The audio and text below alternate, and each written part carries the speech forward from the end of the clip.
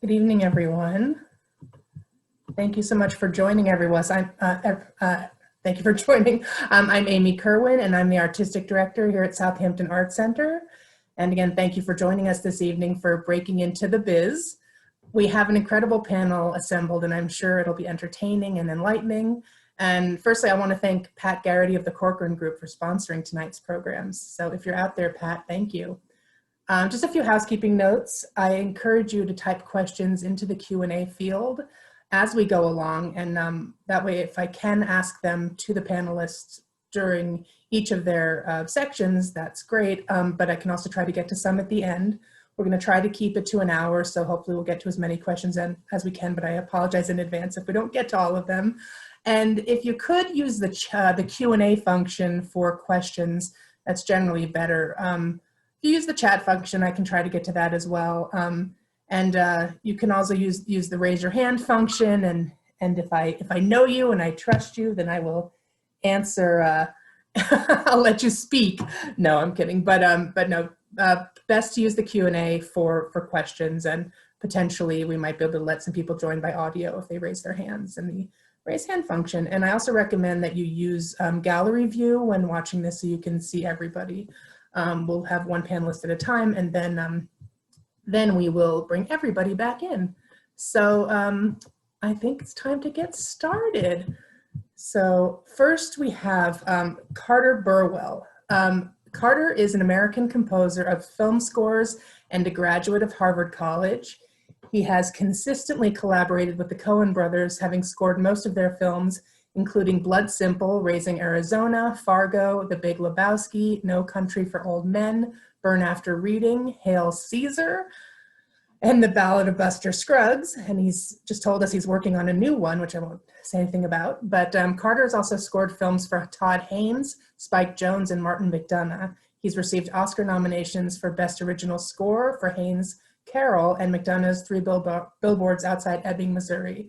And I think he was robbed both times. I watched and I was very unhappy about it. Yeah, so let's bring Carter in. Let's see.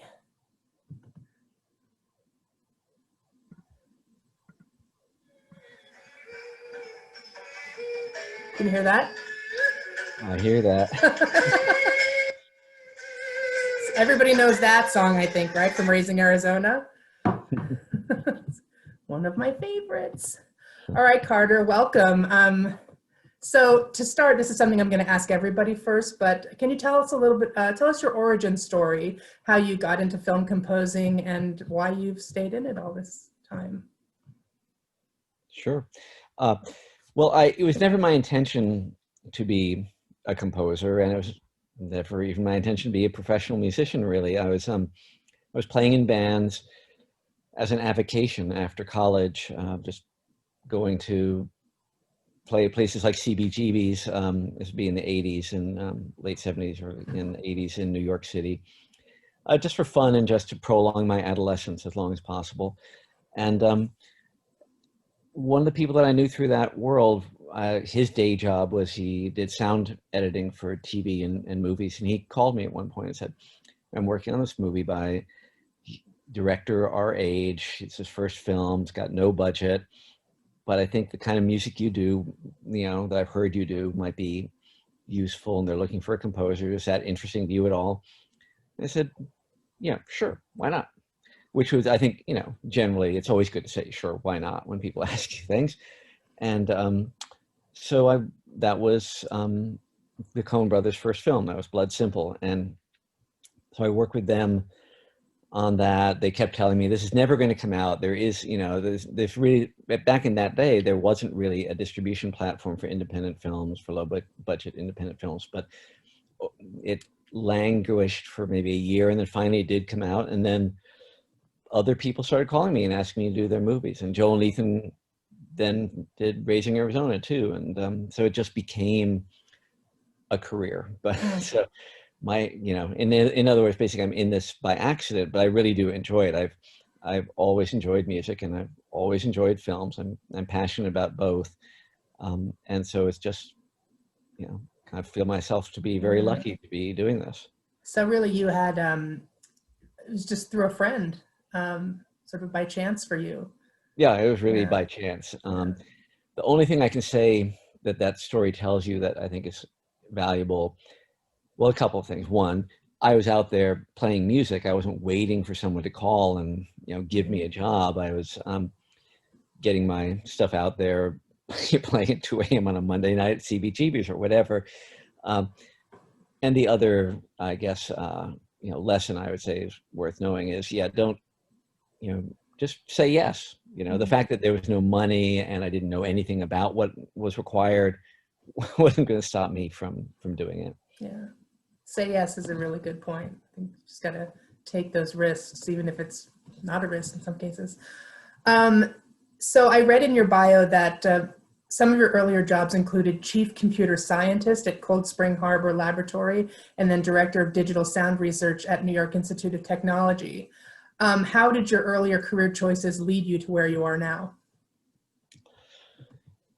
Well, I guess my career choices have always been kind of a random walk. I have a lot of interests, and I have been fortunate to be able to find jobs that allowed me to pursue them. So in college, I was doing animation and became interested in applying computers to animation. So I did some work at MIT in that, and then that, you know, led to the job at New York Institute of Technology, where they had a computer graphics lab.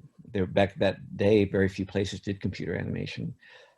And indeed, that was sort of my day job. At that time, I did Blood Simple. After basically the day after we finished recording Blood Simple, I got on a plane and went to Tokyo to do animation over there on an anime. And I'd say I kind of enjoyed it having variety of things going on in my life, rather than being focused on a particular career. It was never my plan to focus. I'm not that kind of person. And it's only by accident that I realized a few years ago that I had settled, I guess, on this one thing that I do now. But so I guess I'll say that those other jobs, which I really enjoyed, were just strands which I could have pursued further, but at a certain point you realize that you have to make choices. You know, in an ideal world, I wouldn't have to. But I mean, at Cold Spring Harbor, when we finished the project we were working on, we had a grant from Muscular Dystrophy Association. We published the paper we were working on, and the chief scientist that I was working with said, you know, you probably can't really have a career in music and really have a career in science, because they're both require a lot of time. And you probably are going to have to choose. And he was giving me some good advice. He's basically saying, yeah, you can stay here. We'd love to have you, but probably you're going to end up having to choose. And I didn't think that I had an important contribution to make in science. And I thought maybe in music I had a voice, something to say. So, so anyway, it's not that any of them led to any others, but I did enjoy trying out a lot of different things. That's, you know, how we learn what we actually like in life. Right. Now, so relating to what you do specifically for those who are interested in that, what would you say your biggest challenge is in scoring a film? Well, so there are two, and you can choose which one you want. Obviously, the more interesting one is to say, well, how do you decide what the music should be? But in a way, that's totally enjoyable. So that's a challenge, but that's the fun challenge. And every project I look forward to trying to come up with a solution to that problem, sort of a problem. Here's a film, it's a problem. What's missing in the film? What can I bring that's missing? The harder challenge, and the one that's not any fun, but that makes it a bigger challenge, is that they don't give you very much time. It's a very deadline-driven work, because the film has to be in the theater at a certain point, and it's very set. Now, you typically have, if I'm lucky, I have 6 weeks to write the whole score. I have to think it up and write, you know, maybe an hour of music, 50 or 60 pieces. It's and if you're trying to have any other thing in your life, like a family or anything else, it's very hard. That's, in the end, really, for me, that's the biggest challenge, is time. All right. Well, Gillian Gordon says she loves the goatee. You know, Gillian, I'd like it too. I think it's getting longer by the, well, obviously it's getting longer, but I feel like last time I saw you, it was It was just a little baby. I know. I can just say to everyone, in March, I had short hair and no facial hair, but we've all had to do something with our pandemic. And I know your wife, Christine, really likes the long hair, so you better keep it up. That's the only thing that's important. That's right. The only thing that matters. Absolutely. Tell my husband that. All right. Well, thank you, Carter. We'll see you again at the end, and on to the next. Thank you. All right. So next up, we have Mary Lambert.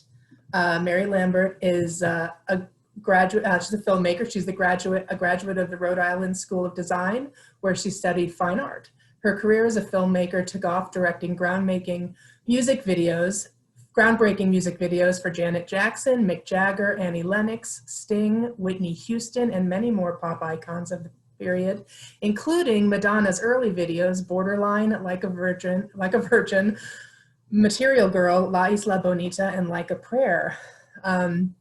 Her first feature, the 1987 cult classic Siesta, received an Independent Spirit Award nomination for First Feature.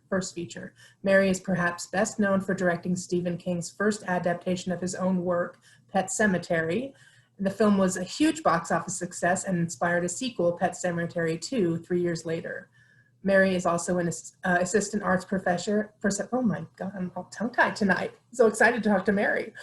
She's also an assistant arts professor at Tisch School of the Arts, undergraduate Department of Film and Television, where she has served as the head of acting and directing. Mary just returned from Scotland, where she was directing a film for Netflix starring Brooke Shields and Carrie Elwes. So I suspect her Arkansas accent is now transformed into an indecipherable Irish brogue, or at least I hope it has. So let's bring Mary in. Mary Lambert, everybody. Any minute now. There she is. There we go. Hi, Mary. So did you get have you had the Scottish brogue? Did you get it? Now, when I got back for about a week, I had the Scottish accent really, really well, but I've lost it. I love it. How hard was it for you to understand what everybody was saying? I've spent time in Scotland, and I love Scotland, and you just have to listen to it kind of like you're listening to music or something, and not try to decipher every word. If you just sort of let it roll over you, you kind of understand it. My good friend Derek is from Edinburgh, and he cuts my hair, and when he cuts my hair, he thankfully gives me wine as well, which helps to kind of understand what he's saying, because I understand about every fourth thing. My mom knows. She's watching. She's been there, and she's like, she can't hear, and she doesn't know what he says, so she's like, I have to recap the whole visit later. Memorize a few key phrases. Dinna fash yourself, lassie. That's my favorite one. That's a good one. Don't worry about it. That is a good one. All right, well, let's talk about you. All right, so like I said, I'm asking everyone your origin story, how you got into filmmaking, and why do you stay in it? Well, I grew up in rural Arkansas in a tradition of storytelling, and I was really deeply moved by the music and the protest movements of the late 60s and the 70s. And I was so moved that I just left Arkansas. I lived in the mountains in Colorado for a couple of years, and then I went to, as you mentioned earlier, to Rhode Island School of Design to study painting. And I sort of came to filmmaking through music. And I began my career in the crucible of punk and new wave music that Carter was talking about earlier. On the East Coast, it was CBGB's and the Mud Club. On the West Coast, where I was, it was the Mask and the crazy new wave clubs downtown.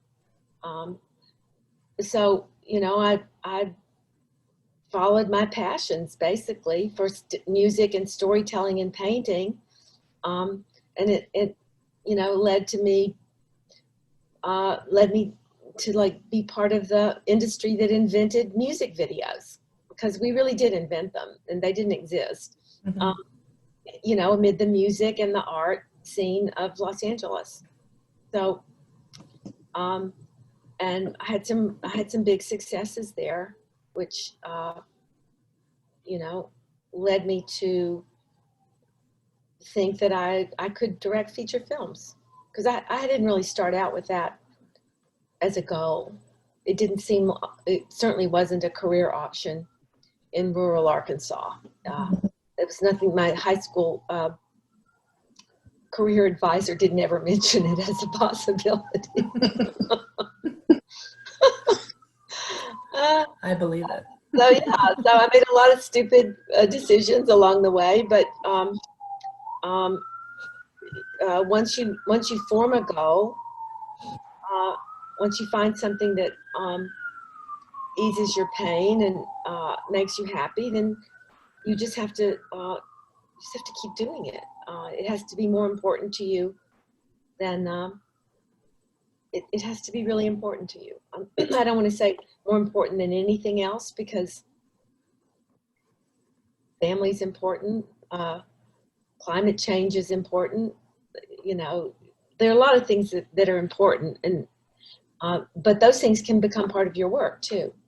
Well, I feel like in what you do and for actors, and there's specific fields where, you know, if you don't really eat, drink, and breathe it, you may not succeed, because it does require so much drive and persistence, because there's so much competition. Yeah. When, you know, young students or younger friends come to me and say, you know, I want to be an actor, you know, or I want to be a director. And I'm like, that's great, but why? Do you want to do that so you can be rich and famous, or do you want to do that because it makes you happy? Right. It's your passion. Yeah. Are you going to be happy acting in a, you know, a play in a small black box theater on Santa Monica Boulevard? Is that going to make you happy? If that isn't going to make you happy, then don't Right. think you're going to be happy as an actor. Right. And you know, the same for being a director. Do you have stories that you want to tell? Are you going to be happy? You know, I mean, you're lucky now as a someone who's just starting out, because you can take your iPhone out on the street and you can make a movie if you really want to make a movie. And if it's good, you know, and if you really say something and you break through the noise, then that's your ticket. And if it's, you know, if it's ahead of its time, no one gives a shit, then you just have to make another one. You know, you have to be happy with, keep at it. Yeah. you have to love the one you made. You know, you have to love your you have to love the process. Right. It's a really good point. How has the film industry changed in the past 5 years, and what do you predict will happen in the next 5 to 10, especially for women in film? Obviously, it's changed a lot recently with the virus, but do you have any thoughts on that? Well, unfortunately, it hasn't changed a whole heck of a lot for women. If you want to look at the statistics, it's gotten a little tiny bit better, but the big films, the big tentpole movies, the movies that the studios spend a lot of money on, they're still not hiring women to do it. There's Patty Jenkins. Right. Yay, Patty. She's an incredible human being, a friend of mine. I'm so happy for her success, and she deserves every minute of it. But you know, she represents about 5%, and of the women that get hired for those kind of jobs. So for women, that was the end of your question. I don't know what's going to happen. Every time people say we're moving forward, we move forward that much. How has the industry changed? Well, the industry is that people are hiring more women, mostly for television though. And that's great, because it gives you a start. And the other thing that's great about it is, because the other thing that's changed about the industry is limited series. And series. I mean, there's so much more prestigious to direct now, and major actors want to act in them. and there's such a great format because you can really explore a character, you know, over 10 hours, or it's so much more time to explore a subject or a character than 90 minutes, you know, which any feature film that's longer than 90 or 100 minutes, it gets heavily scrutinized by the distributor. So I would say that limited series. Makes sense. Well, we're running a little bit long, but so I'm going to forget another question I had for you, because Keela Brown, who's watching, asks you how important mentorship is in your transition to film. Well, I don't know how important it is. I think it's definitely something to seek out. What I was saying earlier about my high school career advisement, you know, there weren't any women directing films or television. Leni Riefenstahl or no, historically it just wasn't a job for women, and so when you don't see someone doing that job, it's difficult to imagine someone who looks like you. It's difficult to imagine that you could do it. So I would encourage anybody out there who's looking to do anything in the arts or media to look for a mentor, or at least look for a role model. And if you find a role model, then seek them out and see if they'll mentor you in some small way or some large way. But that doesn't mean getting you a job. There's a difference between mentoring and giving you a job. So I hope that's what we're talking about, is mentoring. Right. Yes, I think so. I mean, I agree that I think having a mentor is great because it helps you learn new things. I have a mentor who's a very good friend, and she's taught me a lot. So, and it has helped me with my path. So I think it may not get you there, but it certainly can help. It's what I enjoy the most about teaching. Oh, I bet. You know, it's nice. All right, Mary, we'll bring you back later. Okay. But thank you for that. And we'll see you again. All right. Next up, we have Peter Drake. Peter Drake. Okay. So Peter Drake is a painter whose work sheds light on small, strange moments. Magazines, movies, toys, and art history are some of the raw elements of his paintings. Working in full Technicolor or black and white, Drake has said that he thinks of his paintings as Giotto meets Vermeer on the way to David Lynch's house. I gotta mute you, Mary. I'll mute you in a second. That was funny. But I like that you laughed. That's great. It's like having an active audience. I thought that was good too. Peter's art has been featured in 27 solo exhibitions, and his work is held in numerous private, corporate, and public collections, including the Whitney Museum of Art, the Phoenix Museum of Art, MoCA Los Angeles, the Weatherspoon Art Museum, and LA County Museum of Art, among others. He actively lectures, curates, serves as a board member for the Artist Fellowship, and is the current New York Academy of Art Provost. Peter is also one of the artists featured in our current exhibition at Southampton Art Center, 2020 Vision, which is on view through December 27th. Shameless plug. All right. Everybody needs to come see that before it closes. All right, Peter, let's bring you in. All right. Here you go. All right, here he is. Hi, Peter. Hi, Amy. Thank you for letting me be a part of this. It's a treat. I'm so happy. David Kratz recommended you. I haven't met you, but I know having you in the show makes it extra special to have you as part of this panel. And speaking of David, relating to your origin story, he said that you have a really great one. And I know you told me that you refer to it as your hippie fairy godfather story. So I've been waiting eagerly to hear this story, as I'm sure everybody else who I told about it has. So let's hear this story, Peter. What is your hippie fairy godfather story? I'll give you the short version. So for about a year and a half after I left Pratt, graduated from Pratt, I tried to get anybody to take a look at my work, and just met with rejection after rejection. And then finally, I got an invitation to show the director of Semaphore Gallery my work. It was one of the best galleries in the city as far as I was concerned. I was really excited, thought this was my big break. And I was working on these very large drawings at the time, anywhere from 4 to like 10 feet. And I rolled up about 20 of them in a carpet tube and brought them to Semaphore Gallery on West Broadway. and met the director, and she said, first thing she said was, okay, just lay them out on the floor. And I was like, one at a time? She said, no, all of them. It's like, all of them? On the floor, yes. So she left, went back to her office. I put all 20 drawings down on the floor. I was looking at them and thinking, God, this work is genius. I must be a genius. She's gonna love it.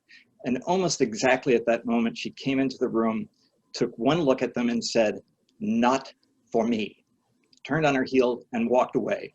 So I was in full-blown panic. I'm just trying to wrap up all these drawings, trying to get the hell out of there.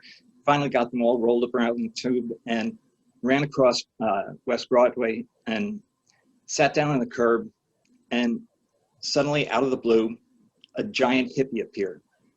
And then when I say giant, he was like 6'5". He was huge, full like hippie regalia. He had tie-dyed jeans. He had the leather vest with the fringe.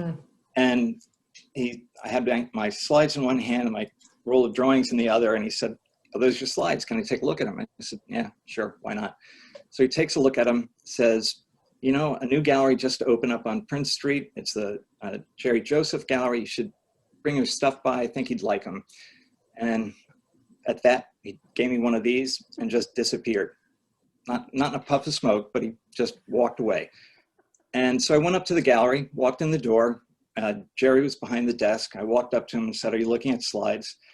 And he said, "Yeah, sure. Show me your slides." He takes a look at them. He said, "Why don't you spread them all out on the floor?" I was like, oh no, not again, not twice inside of 20 minutes. But I spread them all out on the floor. And he said he went back and got his wife to come out and take a look at the work. And they looked at it and said, "Would you like to be in a group show next month?" And I was like, this is my hippie fairy godfather. It's his doing. And so within 6 months, I had my first solo show in New York. And that led to many other solo shows in different galleries. And the two things that I learned were, you have to show up, right? You know, you have to be present. You have to put yourself in the path of good fortune or nothing's going to happen. And the other thing is, if you do meet your hippie fairy godfather, get his name, get his address, because in 40 years in the art world, I have never seen this guy again. And he was enormous. I mean, he is unavoidable, and it's a very small art world. It wasn't Jerry Garcia. It was not Jerry Garcia. This guy was big. This is a very big man. Well, I was going to ask if you had ever seen him again. That's so sad, but also kind of perfect in a way. Yeah, in a way. And the art world is a small world. You would think you would see this guy again, but I never saw him again. Maybe he wasn't real. Well, that's my imagination. That is a great story. I'm glad David suggested you tell it. All right, so a couple other questions. So how do you seek out opportunities to have your work seen, and how do you cultivate a collector base? You know, that's changed so much over the years. I think the era that I was in, you know, a lot of people entered into the art world through the nonprofits. And I think that's still happening. There are places like White Columns, the Drawing Center, Artist Space, you know, that still provide lots of opportunities for emerging artists. But it's also just as true that, you know, social media has had a huge impact on the art world and, you know, emerging artist visibility.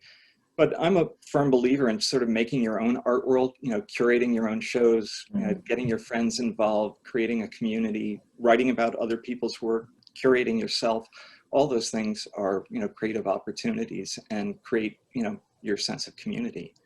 And then as far as a collector base is concerned, you know, I think in some ways the more important question is, how do you maintain a relationship with your collectors? Because there's frequently, you know, that thought that they're just buyers, you know, that they are not human beings, that you're not really participating in their life. And I've always felt like when somebody buys my work, I try to communicate with them. You know, I try to write to them, maybe give them a preliminary sketch of the piece that they bought, try to create some kind of relationship with someone, because they've really invested in your creative life. You know, they've done a lot to give you courage, to make you feel strongly about your work and to feel like you're on the right path. So I try to maintain those relationships.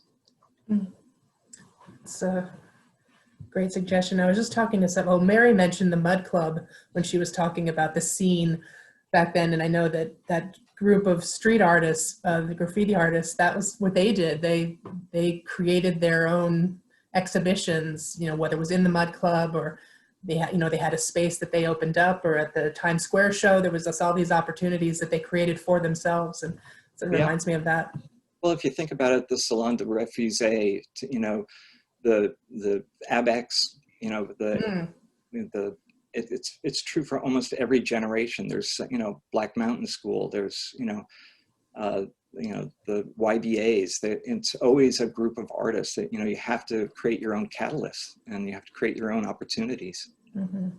Yeah, it's very true. It's for all artists, not just visual, but really anybody. What career mistake, if any, has given you the biggest lesson?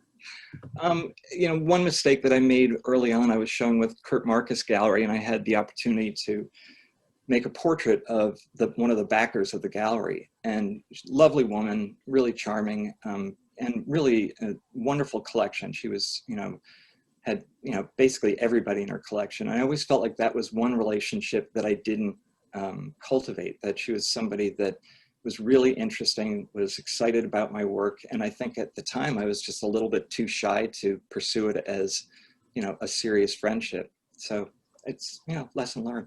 Yeah, that's true. That's a good point. All right. Well, I just want to remind everybody, if you have a question for somebody while they're talking, please do note it in the Q&A field, and we'll try to get it answered in real time.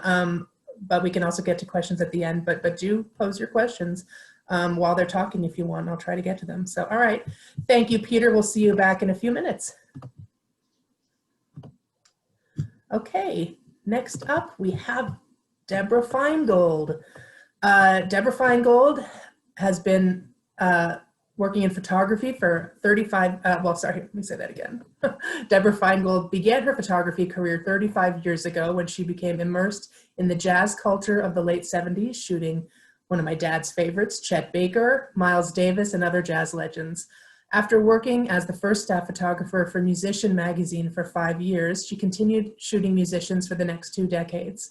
As a contributor to Rolling Stone, People, and Time magazine, among many publications, Deborah has photographed most of the biggest names in pop culture. She's created over 100 portraits for book covers, and among them, The Audacity of Hope by Barack Obama, which is, a pretty big deal. Many, many others.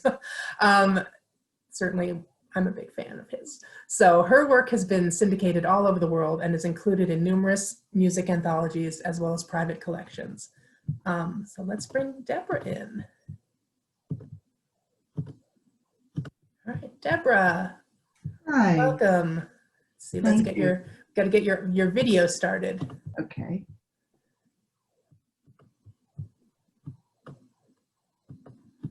Okay, are you there? Let's see. Oh, there you are. Hi, Deborah. Hi. Thanks for joining us. Nice to meet you face to face now. We've talked a few times, but it's great to see you. So let's get started.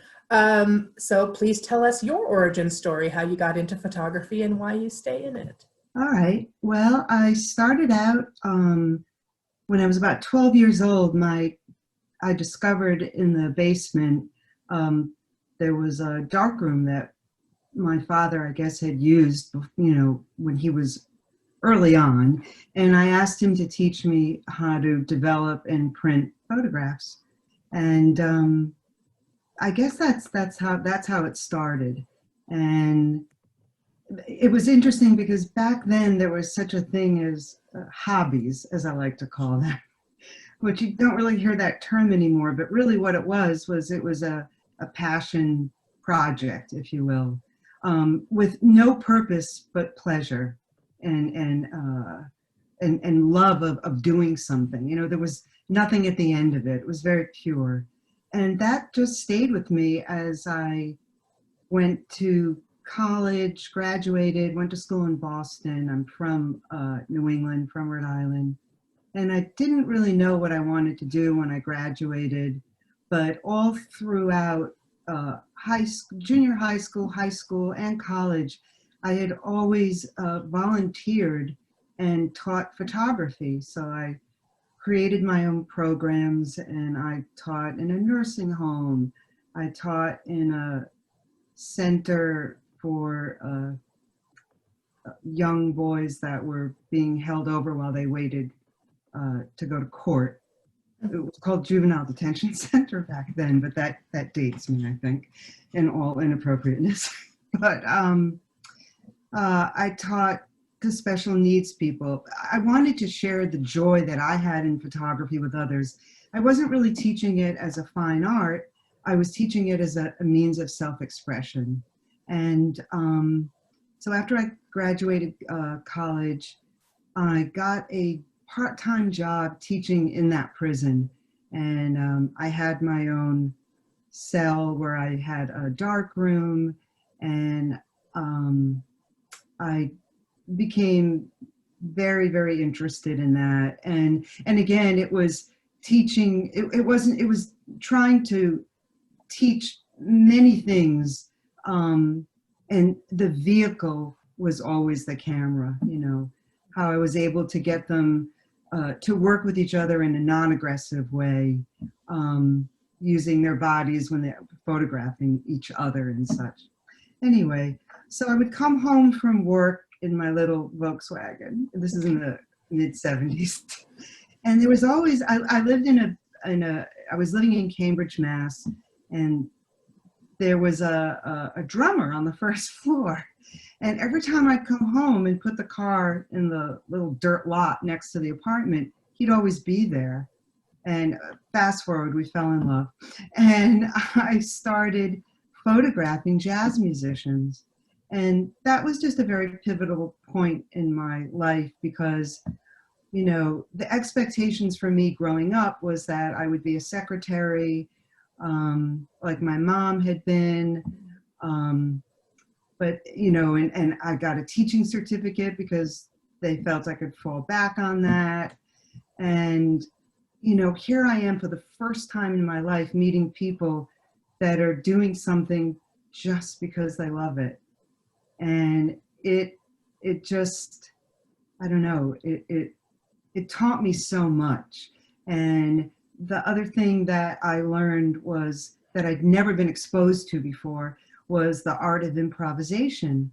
And it was playing off of each other and watching them, and them being, not knowing what someone was going to bring to the group, but adapting to it really quickly. And I just tell you that story because that is the way I still photograph.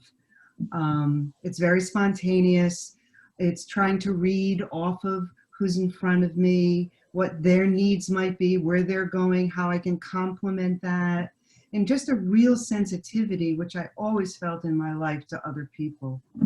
So this boyfriend, Scott, and I, we moved to New York because that was his next step. And I went to be with him. Little did I know it would be a life changer for me. And he got a job through a friend of his who was starting his own jazz label. He got a job going on the road with Chet Baker, and I got my first assignment, which was photographing Chet Baker. Mm. So that's the origins of that. That's amazing. That must have been incredible. Well, it was. So I think I have to skip a question just to kind of move it along, but yeah. As noted in your bio, you photographed some incredible people for book covers, like I said, Barack Obama, but also Desmond Tutu, Nancy Pelosi, Ian McKellen, Van Jones, Roseanne Cash, and I have to mention the Dos Equis' most interesting man in the world, Jonathan Goldsmith. How can you not mention him? What is your approach to taking these portraits to put the subject at ease and get the best photos? And have you ever not been able to get the perfect shot? And please tell me Barack Obama was. He better have been a delight or I'm going to be devastated.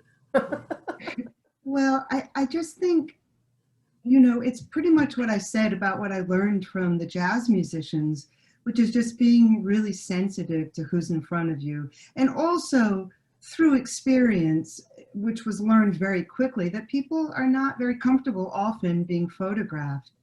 And so I was always very gentle because for me, it was an honor, if you will. It was, I don't know if the word is honor, but I was so happy to be there that, and I never put myself before my subjects. Maybe that was the most important thing I get out Yeah. that I can say is I was never more important than them, and always just being very respectful, but also just having a sense of what someone needed, you know, did they, you know, just paying attention to that. And then also trying to get what I needed as well. And sometimes that could change, but it's a real, like I said, I keep using the metaphor, the example rather, of improvisation. You've got to be aware of what else is going on in the room. And so it became easier and easier to do that. And I told you I had a Barack Obama story. So it's just a small story, but it's an important lesson for people that are starting out. And this was, I photographed him in Chicago before he became president, and we all knew that he was going to be something great. But the art director wanted me to show the skyline of Chicago. Now, you know, that was, I wasn't that adept at photographing a large panorama with a person in it and making sure that, you know, that was shown. So very quickly, I had something all set up on a jetty, and unfortunately he came very like an hour late, and in that hour the light had shifted and the wind had increased, and I knew that I was not getting it, and I knew that he was not enjoying it. But I had booked a hotel exactly across the street from where we were on the water, and I had a little tiny studio set up in my hotel room, which was just a bed and a desk. So I said, would you mind coming up to my hotel room? And which was very easy for me to say because I knew what was there. And so he did agree to come. And so the shot is him sitting, sort of leaning towards me. But the truth is we're about maybe 2 feet away from each other because the room was so small that that was about as far as I could get. Anyway, the point of that story is, and especially for people that are starting out, is always to have a plan B, to not expect the worst, but to never feel like, oh my God, what will I do now? And you learn that, but I'm offering that out as a way of, maybe don't learn it, just listen. Right. Always be prepared, assume nothing, and have a good sense of humor, because you have to cajole people sometimes to go from one place to another. That's some really great advice, especially the sense of humor. It's very important. I agree. Yeah. All right, Deborah, thank you. We'll see you in a welcome. few minutes. Okay. We're definitely going to go over just a little bit, but I hope everybody doesn't mind. All right. Up next, we have author Garth Stein. This is very exciting. Garth Stein is the international best-selling author of the contemporary classic, The Art of Racing in the Rain, the story of a beloved philosopher dog named Enzo who teaches us everything we need to know about being human. The book led to the 2019 feature film of the same name, starring Kevin Costner, Milo Ventimiglia, and Amanda Seyfried. The Art of Racing in the Rain has sold more than 6 million copies worldwide, has been translated into 36 languages, and spent more than 3 years on the New York Times bestseller list. The novel inspired a young reader edition, as well as 4 children's picture books and the stage adaptation by Book It Repertory Theater in Seattle. Garth is the author of 3 other novels, A Sudden Light, How Evan Broke His Head and Other Secrets, and Raven Stole the Moon, as well as a full-length play, Brother Jones. He is the co-founder of the Seattle 7 Writers, a nonprofit collective dedicated to energizing readers, writers, and their communities by providing funding, programming, and donations of free books to those in need. Garth lives in Seattle with his wife and 3 sons, and that's where he is right now. So welcome, Garth, from what it looked like was sunny Seattle when we saw you earlier. I wonder, it's probably not sunny now because you're one of the last. Hi, Garth. Yeah, it's dark. It got dark. Oh, there it is. Yeah, we were looking out that window earlier and it was sunny, and now it's dark. At 418 in We Seattle. missed the sunset. I hope it was nice. All right, so Garth, tell us your origin story. How did it all happen for you? Yeah.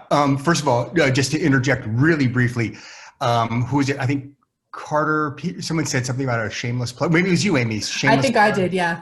In the arts, there's no such thing as a shameless plug. That's So true. I do want to mention that my latest version is a graphic novel called The Cloven that just came out this past summer. Nice. And two more volumes of this are coming out in the next 2 years. So Mary, if you want a new film to work on. There you go, Mary. Oh. Anyway. Well, now you have each other's emails. So. My in terms of origin stories, I think I'm like everybody else. I'm a storyteller at heart, I believe, and I think all artists are. It's just a matter of finding the right medium. When I was young, I did not know that. I did a lot of acting and stuff, and then when I graduated high school in Seattle in 1983, I realized I had to get as far away from Seattle as possible.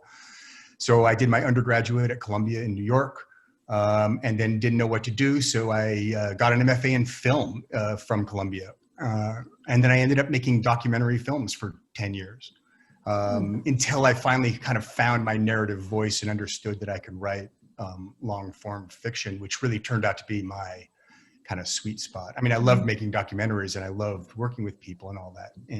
But I also kind of love the sort of solitary mission of writing. And so that's when my first novel came out, when I was in my early 30s. And then I just turned everything to writing and then went from there. One of our audience members had said, from an atheist Jew, Art of Racing the Rain was the closest she's come to a spiritual experience. Yeah, there's a lot of spirituality in it. The thing that I like about the thing that I like about my writing, but really you better like something about the work that you're doing. Otherwise, why are you doing it, right? Mm-hmm. But the idea of my goal is to tell a really compelling, funny, engaging, moving, hopefully highs and lows, tears will be shed, laughter will be had, to tell that kind of a story. And if you want to delve deep into it, if you want to dip into it and go to some larger issues and to some spirituality and philosophies and so on and so forth, then it's there for you. I definitely want that to be there, but I also don't want it to be a barrier to entry. So right. Well, you succeeded with that for sure. All right, let's see. Again, I have to kind of skip around because of time, but let's go with, because you kind of talked a little bit about Art of Racing the Rain just there, but so I know you're good friends with other successful authors, including one of my other favorites, Eric Larson, with a K. I know, I spelled it like that. Garth will make sure you always spell artists' names correctly because that's all they have. All the authors need spell the names correctly. So Eric had to have a K.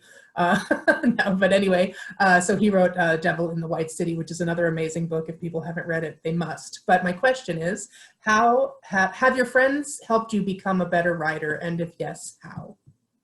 Well, absolutely. I mean, that's part of our Seattle 7 collective, which is really started as what we would call wine and wine events, because writers can't really complain about certain things to civilians, because if you talk to somebody and they say, well, my agent said this, and they say, well, you have an agent, and you say, my marketing budget is nothing. Well, you have a marketing budget, so you need to have like-minded peers who can kind of empathize on the same sort of level. But I really do want to, if I could just interject here for a second, and I'll make it as brief as I can. I really do think we have to take the detour in the art world.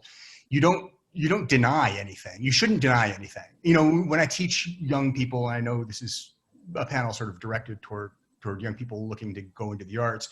You know, they say, how do you become a better writer? And I say, take acting classes, because actors have to know intention, they have to know motivation. And a lot of times when novels fall short, it's because the writer is pushing stick figures around without them organically, you know, knowing, you know, having the truth and the organic nature of the truth of what they're doing.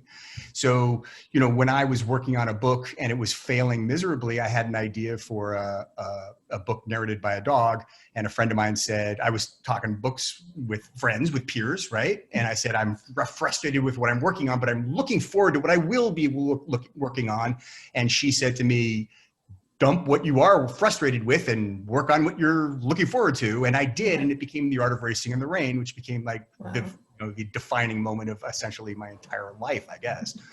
So, you know, you really do have to be sensitive to the messages that are coming, because the art is magic. You know, art is really about magic, and we can't deny the magic. And if we try to formalize it, and if we try to put it into a template, it's just, it's going to fall flat. And our audiences are really, really smart, and they're really attuned, and they know when it falls flat.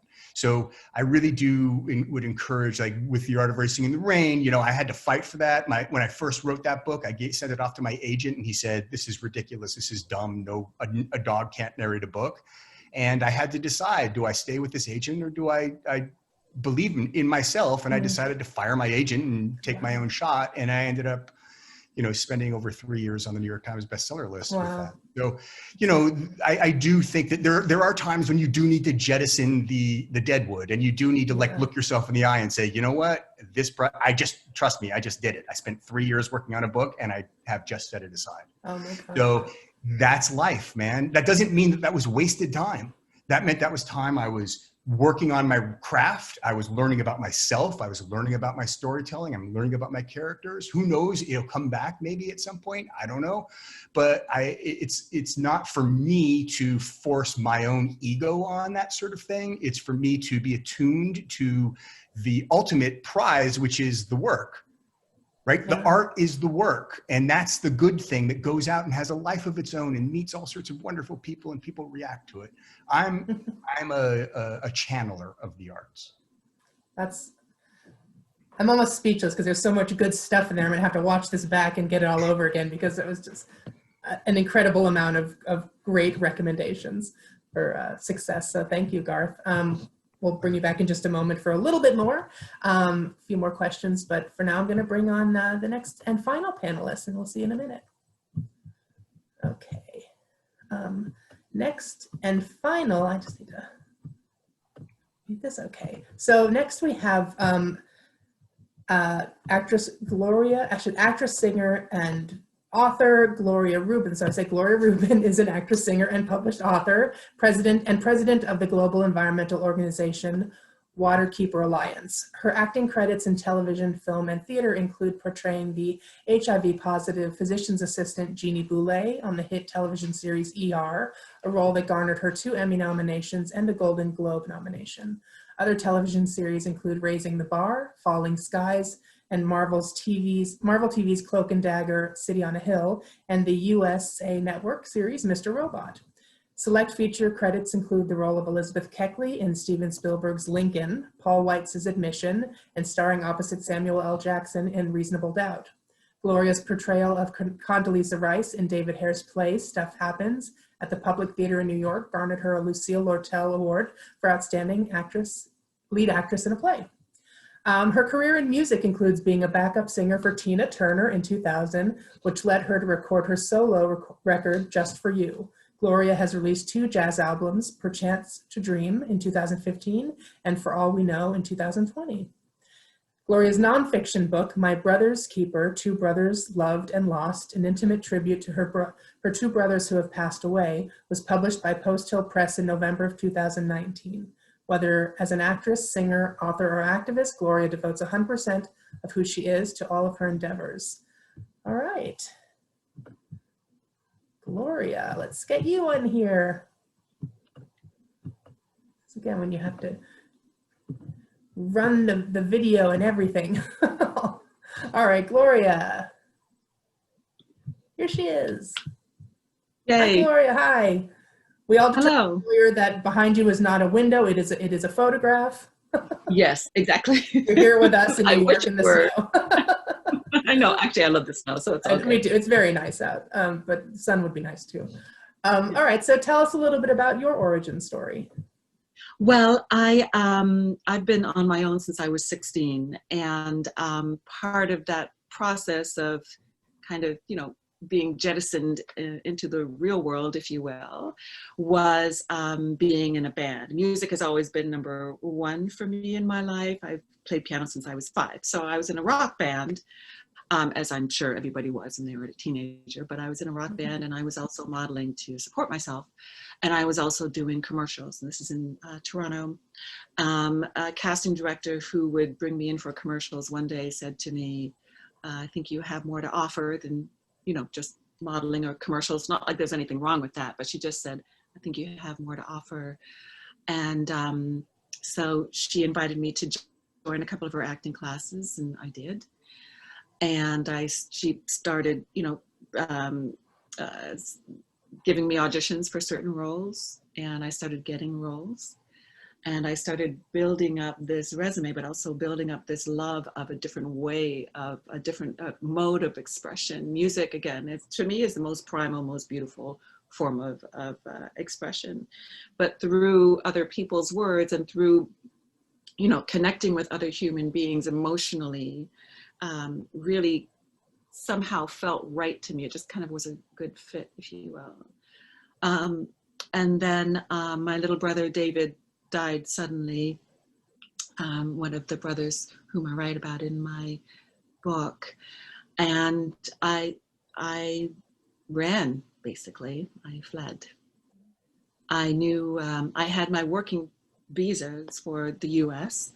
I just had never used them. I had them for a year and a half. David died, and 2 months later, I was driving in my car to LA. I knew one person, and that one person, you know, through a connection of hers, I met someone with whom I became roommates. We became roommates, and that person had a friend in an acting class. I took that acting class. I always believed, and still to this day believe in, you know, building the craft, which is the thing that will be sustainable, the thing that will definitely, you know, carry you through, but not just being in an acting class. Do you know what I mean? I would learn, and then I would take it on the road, if you will. I would learn and then take it out and try it out, fall flat on my ass more often than not, be rejected 95% of the time. And that still happens. And that's okay. You still got to go out there and do it. So anyway, cut to, you know, quite a few years later, and here I am. Music still music, with performing live, you know, that will happen soon again. And acting, of course, and City on a Hill has resumed filming, thank you God. So that, thank goodness, you know, and writing as well, which is, you know, the pandemic has been maybe the one good thing about it. Two good things is I'm cooking more, which is kind of great. And I'm writing more, and I'm being creative in a different way. And I'm still auditioning. I'm putting myself on tape. I'm actually learning new crafts like set deck. You know, how do I okay, wait, lighting. Do you know what I'm saying? And I'm a little bit of a perfectionist. So it's all kind of great. Like line it all up and And Have you bought your own light yet? Because I have to admit that I have a light here. Yeah, no, you know, that's one thing I haven't done. I have all these different lights around my living room, and it's just a couple of candles, but I'm very bright right now. I think I should lower it. But well, related to your writing, I just you know, one of our audience members, Jimmy Mack, just mentioned, first of all, that your book moved him to tears, and that he personally has learned so much from. Personally, he's learned far more from pain than from joy. And how much of your creativity comes from your pain? Oh, Jimmy. So, do you know Jimmy? I do. That's so sweet of you, Jimmy. It's good for you. So nice for you to be here. You know, that's to me the greatest gift of being an artist, if I may call myself that, is, you know, it is a conduit for emotions that may not have another place to be expressed. It's very, very true with acting. It's very true with music. It's very true with writing. All of it. You know, There's no question about it. For the first, still to this day, I grieve my brother David, for sure. And my other brother Dennis, with whom I was very close, passed, 10 years ago now. And there's no question about it. A lot of the work that,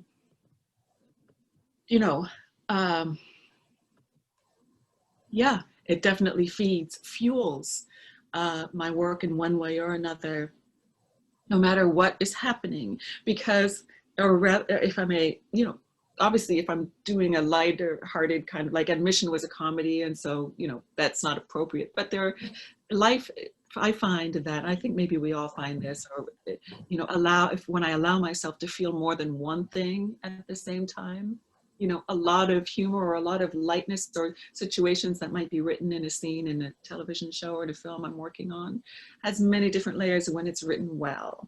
So, grief can sometimes be there, or it just, in the moment, it might shift in the moment. And, that's one of the things that I love too about acting or singing, and particularly live, because when I allow myself to just kind of literally let whatever's happening flow out of me in that moment. Obviously, when you have a good director, she or he will shape that.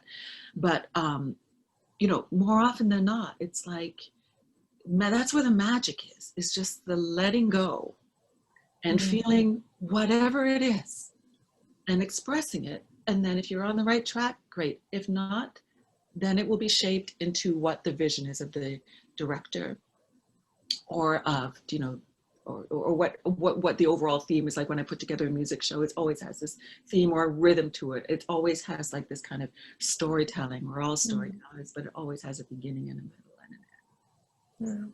Yeah. Well, thank you for being so open about that. I'm going to skip to a question that was submitted earlier today from an audience member. Keela Brown said, you've spoken candidly regarding gaps in equal payment. As a woman of color who is still relatively new in her career, can you speak to your experience or give advice in fighting for your value without perhaps breaking bridges, especially in the beginning of your career? Yes, indeed. No, that's a good question. And really, it's a great question. Breaking or burning bridges, sometimes it can go on throughout a career. It's a tough thing to do, particularly in every business, of course. But in this business where there's no HR person to go to, there's no, you cannot sue a company for someone with less experience or less, credentials, if you will, getting paid more than you are. Here you got to just kind of bite the bullet. Now, that being said, it's difficult. I know that starting out especially, it's a little tricky. It's like you're trying to find your legs and you want to be paid respectfully, of course, but you don't want to seem entitled or ask for more than what potentially might be, legitimately and truthfully an adequate payment. Now, it's the wage gap for women and men in any business, of course, and for women of color or any of their ethnicity, or this has been a challenge from day one. The good news is that obviously economic disparities across the board in every business is in the consciousness of the world right now, right? And changes are being made. So it's important to know your value, absolutely, and to ask for what you want, and to have a good agent who is respected, or a good representative who is respected and will fight for you, but yet not lose the job. Do you see what I'm saying? Now, that's not to say that sometimes you have to say no. Sometimes it's like, you know what, for this part, for what I have to invest in it, and for where I stand now with my experience of, but they're not going to pay me enough. Respectfully, I must respectfully decline. But sometimes it's just, I get it, the budget is tight, all of that, but I'm sure we can find a little extra just to kind of reflect the respect that you're showing because of my experience, right? So starting out is tricky. You have to find your way. There's no real one solution, but just do it with integrity, and as much as possible. And no question about it, know your value, but yet be flexible a little bit. You know, you have to be a little bit like a reed. You have to be a little flexible and kind of go with it sometimes. But first and foremost, craft. You got it. Like, that's it. And everything, and do, and, you know, and trust. Like that whole, I know I'm kind of all over the place here, but it's just, you know, you just have to just trust. You got to put in the work, let go of the results, and just trust and keep going. Yeah. Keep going, man. And don't take rejection personally. It's not personal. Yeah. If you can't take rejection, you got to find another business to be in. For real. I tried it, and you know, for me, I started as an actor, and it wasn't rejection for me. It was more, I just stressed out so much when I did auditions that I was like, you know what, I'm getting on the back end. No, auditioning is like, I know, Yeah. totally. No, I would just flub it all, just like when I was trying to read your intros. I just prefer to be off the cuff. When I have to read, I get all, you know, it's the most very unnatural thing, especially when you walk into a room, everybody's like 8 people are behind a desk and they're looking at you. Yeah, it's very stressful. I give you a lot of credit. That's why I like, you know, doing things from my own place. That's what I'm saying. Oh, yeah. I can do it as many times as I want. I can edit it out. But I don't, usually there's not that much control at all. Usually it's completely out of my hands. But that's all right. There'll always be another gig. I can always play piano. Oh, it's very true. All right, so I'm going to bring everybody back in, and we're just going to have a quick kind of round robin of a few last questions. I do see there's one hand raised, and there is one question from the audience that I think we can get to, but I'm just trying to get everybody to come back. Let's see. Come back, everybody.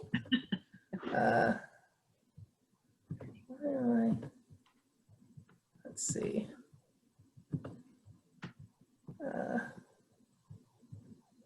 No, it's being weird. Allow panelists to start video. Let me fix this. I think I pressed the wrong button. Oh my gosh. Gloria, sing something. I know. You know what? I was just almost. Jimmy Mack was saying too, you have the most beautiful singing voice. Oh my goodness. Okay. Merry Christmas, darling. Yeah, see, it's these spontaneous moments where we get a little, oh my goodness, little treat. All right, sorry, this is like, I need somebody doing this for me. All right, I've almost got everybody back in here. Oh, not Tom, okay. All right, are we all back? I think we are. All right. Okay, so thank you all again. This has been so great. Let's try to do this fairly quickly, but this is a hard one to say quickly, but what's one snippet of practical advice you'd give someone starting out? Let's start with Gloria. Like in 2 words or 1 word. Practice. Practice. Garth. Believe in yourself. Mary. We've talked about it, but I'm going to repeat it. It's about storytelling. What is the story that you want to tell? Think about that. Every time you do something, think about it. What is the story that I want to tell? Peter. Just show up. Be a participant. Deborah. Don't give up. Carter. I guess, yes, be prepared for when that lucky moment happens. All right. What comes to your mind when somebody says, I want to do what you do, Carter? It's probably the same thing.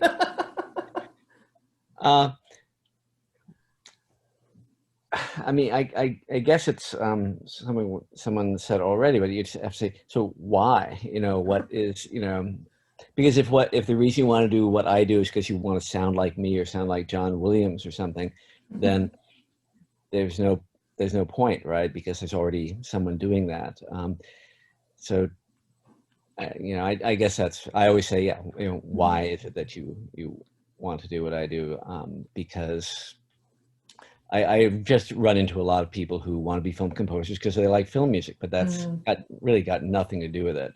Hopefully you bring something that isn't already out there. Otherwise, what is the point? Does anybody else want to answer this one if they feel they haven't already? Why do you, if somebody says, I want to do what you do, what do you say? Gloria, looks like you want to say something. Go for it. What about you, Garth? I can't predict anything. Baby, you can't do what I do. You got to do what you do. All right. So you got to find what you're going to do. You know, that's the bottom line, is that so many people outsource, you know, the responsibility for their own lives by depending on other people saying, you should do this and you should do that and you should do this and you should do that. And the only person who's going to have to do it is you. So it better be something that resonates with you and not with your agent or your manager or your lawyer or your whatever. You do you. When you say that, would you start with baby? Would I start with bacon? You say baby, say baby, do what you do. Baby, I would say, baby, honey, let me just tell you something. No, I don't get out much. I'm a writer. I like your vibe. I like your vibe, man. Lockdown for COVID is nothing to me. This is nothing. I spent all of my time alone. Oh boy. You got to get some Seattle air, man. Mary, and I think you said, but. Well, somebody told me something a few days ago that I think is kind of funny, which is that the path of a successful person kind of explodes behind them and disappears. I mean, there's no way in the arts, there's no way to follow the same path because it doesn't exist. I mean, if you want to follow a path, you should go to law school or med school or business school, and like something where there's a very clear path. No, but I just think that, you know, I think that the question, I'm sorry to jump in, but I think it's just like, you know, they want to do what we do. In other words, I want to be an author. I want to be a director. I want to be an actress. I want to write music. It's like, I want to inspire. I know, frankly, I used to joke about this. I used to joke that I would say, no, don't do it. But you know what? If I was that kid and I asked an actress, I want to do what you do. And if that actress said to me, you know, oh, no, don't. You just got to, you know, I mean, it just like so many things, it's already difficult already. Like so many things are squashed. I just put myself in their shoes. And like, I sometimes, believe me, I was told multiple times, oh, no. And if you don't have that drive, one person can squash that dream. And well, I agree with you, Gloria. And I think I didn't mean to squash dreams, but I don't think you can follow a path. I think that what we were talking about earlier about mentors, I think it's more about a role model. You know, find somebody that you, or multiple people that, you know, who you want to emulate or be like, and strive to do that. But it's going to be like a kind of a weird sci-fi movie. You're going to like walk on that path, and all of a sudden you're going to find out you're not on that path. You're on your own path. You know, you're on your own path. Everybody's on their own path. yes, of course, exactly. I just think that it's kind of maybe just the kernel of that question as or that statement. I want to do what you do, and not like necessarily follow your path. Okay. Do you know what I mean? Use my launch pad and then take your own trajectory. That's the bottom line, is you've got to take charge of your trajectory. I didn't mean to like tell people not go into the arts, but just find the launch pad and then find yourself within that world, and then you be true to yourself. I think you also have to be honest about who you are and accept all your strengths and weaknesses. I mean, you have to mine all of that material. Mm-hmm. Deborah, do you have anything you want to add to that? Yeah, I do, and I think you have to develop a tough skin, and if you don't have one, you have to fake it. Yeah. It's true. Listen, I'm a big proponent of not just fake it till you make it, but Amy Cuddy says, fake it till you become it. And I think that that's just like so true, that if you do the work and then essentially you're not faking it anymore because you do know it and you have become it, and that's totally fine. Like, I think there's always times when we're making things up and we might feel that we're really not, like maybe we feel like we're a fraud, but really we just feel that way. But actually we do know what we're doing, and we've worked really hard to get there, and we did that time where we kind of made it up, and then you become it. And so you can become it if you do the work. I'm not a panelist. So I have my last question I want to save to the very end. I mean, I know we're way over time, and I'm really sorry, but Bridget Fleming, our lovely Suffolk County legislator, did ask all panelists, how do you define success? Deborah, how do you define success? In one word. By not relying on others to define it for you. That's a couple of That's words. great. That's so true. Peter.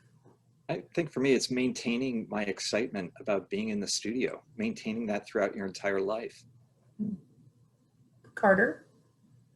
Well, I have to agree with what Deborah said. You know, there isn't any one definition. And if you asked me a year ago, I'd have maybe a different answer, and 40 years ago, different. But it's the one thing I do know is that it's entirely about you. Like it can never, for instance, you know, it can never be about awards, which are of course based upon other people's opinions. And it can't be about, you know, any of those things. In the end, it is always inside yourself. And if you don't have a definition inside yourself, you know, it doesn't matter. I don't think one has to know what success is. It's totally irrelevant to what we're talking about.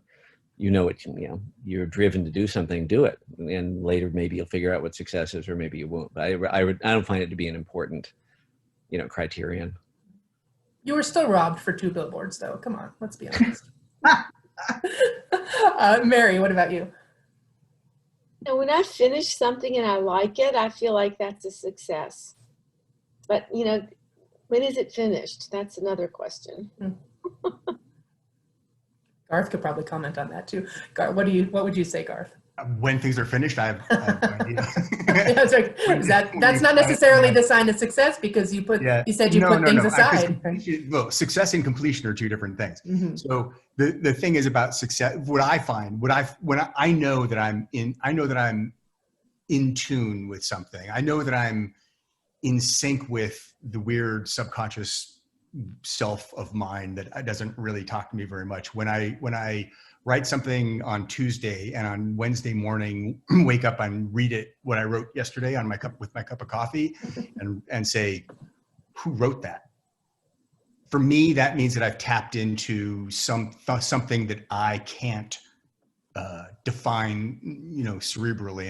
And that means that my subconscious, my unconscious, my superconscious, whatever it is, came out and played with me. So if I can play with my unconscious, that's totally success, whether or not it sells a copy. Well, I like that. He's taking it. That's my answer. That's right. What he said. Gloria, what about you? You get to go last on that one. I hope Bridget's still on here. I think, Peter, what you said about the enthusiasm, still feeling excited about, yeah, I like that feel, you know, waking up with 2 things for me, that enthusiasm about being creative, no matter the format, like just that excitement is for me kind of represents success, as well as contentment at the same time. You know, I mean, I don't know, some days, of course, every day is different, as we all know, but there's just been this kind of like contentment that I'm still have dreams and goals, but I'm like really kind of good right now. And to me, that is a feeling of, you know, success, if you will. All right. Well, even though it's 8:22, I'm going to ask this last one because it's an homage to James Lipton of the Actors Studio, and I'm doing it. And it's from his 10 questions. I'm combining 2, but they're very quick. So these 2 questions combined for each of you is, what profession other than your own would you like to attempt, and which would you not like to do? Gloria, let's start with you. I would not like to be an astronaut. Nope. And I would love to be a marine biologist. Ooh, good one. Deborah. Ooh, never been asked that. Well, I guess you weren't on the Actors Studio then. How dare you. Well, this is going to sound really bizarre, but a lawyer, because I know I never could be one. You wanted to be a lawyer. You could be a lawyer. I would Yeah. like to be able to be a lawyer. And what was the other question? What would you not like to be? A lawyer. That is such an Actors Studio answer, Deborah. Peter, what about you? Probably actor and CPA. Be an actor, not be a CPA, obviously. Makes sense. Mary. Well, I've always thought I could do brain surgery. Whoa. There's no question. That is a jump. That's a big leap. Really? Or the only thing that stands in my way is organic chemistry, because you have to pass that. So I think maybe that's math is a big weakness for me. So I think I'm going to go with Peter on CPA. So brain surgeon, yes. CPA, no. I want to be a CPA. I couldn't do it. I just don't want to. It does sound terrible. CPA. Yeah. Garth, what about you? I would not want to be a skydiver or like one of those aerobatic skydiving people. No way. Or like be an actor who's buried alive in a Coen Brothers movie. Really? That's like not even it's really great music that goes along with the burying of being being buried I alive. don't even care if I get saved in the final scene. It's the concept of being buried alive to me is like just you just went real dark with that. Yeah. And I guess I'll defer to Deborah's answer with those are also ironically both the things that I would like to do and not do. Okay, fair enough. It's a love-hate. I get it. And Carter, what about you? Well, for not do, my dad was a politician, and I know in my depths of my soul, I would hate that. I would just, the only thing that would be worse would be to be a politician buried alive. Yeah, that would be good. The only way I could make it worse. There's a lot of good politicians that deserve it right now. Uh-oh. And the thing I'd like to do, and it sounds like opportunistic to say right now, but I for years I've wanted to be a virologist. I'm fascinated with viruses, and God. I also found organic chemistry to be a stumbling block. It's true, I agree with Mary, but I'm fascinated with viruses. I think that's what I would like to be, a virologist. All right, it's good. We can open our own clinic, Carter. Garth said yes, clearly this was supposed to be a 90-minute panel. You're right. I really should have just said 90 minutes. I should have known you would all have so many great things to say that there's no way we could have done this in like an a bunch hour. of artists are going to stay I on. know. Oh, Come on. I mean, we'll just stay on, and people can stay on if they want. We'll just keep talking. But it looks like all the questions were answered. Just lots of great. Deborah Daly says great holiday discussion. Apparently, it's a holiday discussion. Why not? It is Hanukkah still, so but no, I think unless anybody else has something else they'd like to say, thank you guys all so much. I do have a closing statement that I'd like to say that, but yes, thank you to Carter Burwell, Mary Lambert, Peter Drake, Deborah Feingold, Garth Stein, and Gloria Reuben, and our sponsor Pat Garrity of the Corcoran Group. And thanks to all of you for joining us. Before we go, I just did want to mention that Garth Stein will be back with us this Sunday at 7:30 p.m. right here on Zoom, where if you have kids or not, it doesn't really matter. He'll be he'll be part of our Zoom Bedtime Stories series, where he's going to be reading from his children's book, Enzo and the Christmas Tree Hunt, which is Deborah Daly, very much a holiday story. That program is free, and you can register on southamptonartcenter.org.